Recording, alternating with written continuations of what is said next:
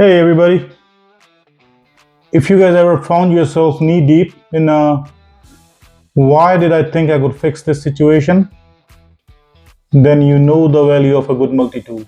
And that's exactly why we are talking about this little guy here, the Gerber Suspension NXT.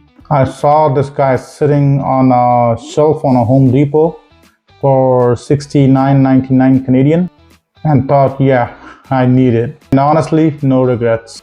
But is it the perfect tool for everyone? Let's break it down. Gerber Suspension NXT crams 15 different tools into a slim pocket-friendly design. Here's what you're working with. So we got needle nose pliers, because sometimes you need a delicate touch and sometimes you need to squeeze the life out of something. And the pliers are spring loaded, so the nearest comparable price wise to this is in Leatherman is a Leatherman Rev. I got that right here. Pliers on that is not spring loaded. I have this for almost 2 years now. This was my first multi-tool that I spent a little bit money on. We got wire cutters here, perfect for DIY projects. Then we got 2.25 inches partially serrated blade. We have a straight edge here and this side is serrated. By the way, all of these are lockable, they are locked. To unlock this is a cool mechanism. You just press and hold these and then pull them down, and then you close it. You can open it with one hand. When you hold this with like that, it basically takes your fingers away so you don't cut yourself. There you go. If this is a little bit harder for you, what you can do is you can open a second tool and that will unlock it, and then you can close it. Right, and let's see, you can't, it's not going down, and then you open the second or any tool a little bit partially, and that will unlock this and you can close it. And then right here we got flathead screwdriver or a pry bar, and this right here is a wire stripper, and we got scissors. Not the best, but hey, yeah, they'll cut a loose thread in a pinch.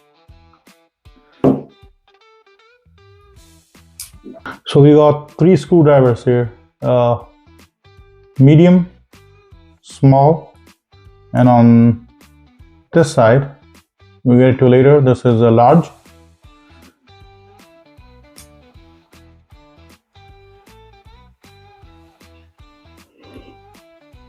This is a awl, a fancy way of saying punch holes and stuff tool. And then we got a file here. And then we got a Phillips screwdriver. I actually like this one. It's full size. It's pretty good. I like this one. It's better than the Leatherman Wave Plus here, where for a screwdriver, Phillips, you got their own head, and sometimes if you're not careful enough, this one's got a tendency to strip the heads of the screws, whereas this one is 3D. I like this one better. But hey, you can't get everything. And then we got, what else we got? We got a can and a bottle opener. The unsung heroes of camping trips everywhere. So in short, it's got a little bit of everything. All right, let's talk what's great about Gerber Suspension NXT. First off, it's lightweight and compact, unlike some chunkier multi-tools. This one slides right into your pocket without making you feel like you're carrying a brick. And a pocket clip, this one here, a total game changer. No more digging around in your bag like a raccoon looking for a food. Also, the one-handed operation is smooth and every tool locks in place, which means no accidental finger loss. Trust me, that's a plus, and for the price, it punches above its weight class. I say that about Rev 2, but this one really does. Did you know the first ever multi-tool dates back to an ancient Rome? It had a blade, a spoon, and even a little fork because gladiators had to eat. Okay, let's look at the downsides of this one. Of course, no tool is perfect except maybe duct tape. So here's where Gerber Suspension NXT drops the ball a little. The blade quality, not the best. It dulls faster than the Leatherman ones, I've noticed. Even blade on a Rev is a little bit harder than this one. And just look at the size difference. This one's pretty small. As you can see, you will need to sharpen it often if you actually use it regularly. So the scissors, listen, they work, but only just think emergency level snipping, not crafting a masterpiece. They are not bad. Yeah, you can use them, but they are kind of small. Some tools are kind of tricky to access, so if I need these ones here, I need to get the scissor out of the way, and then I can get to the can opener. Right, and this one's okay.